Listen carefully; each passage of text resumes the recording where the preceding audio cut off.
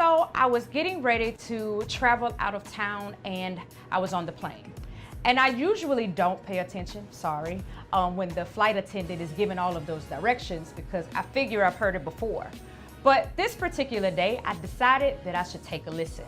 And when she began to pull out the mask, something caught my attention. She said to put on your mask first. Before you try and help someone else, put on your mask first. And I began to think about this statement and how much of an impact it can have on our everyday lives. That before we begin to fix other people and show them how much they are wrong, what would happen if we stopped and fixed us first? What would happen if before I told you about your bad attitude, I actually checked me first and I tried to see, is that attitude something that I need to fix first? Because when you think about it, you're no help to someone else about giving them advice if you haven't taken the advice that you're giving them.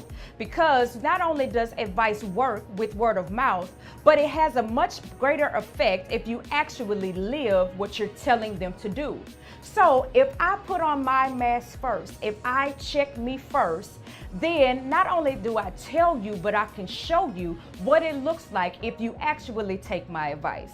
So I decided that before I put on somebody else's mask, before I tell them to pray, before I tell them what they need to do to fix them, that I should check me first, that I should fix me first. So I began to take a survey of my life, be my own flight attendant, and say, before I help you, how can I help me?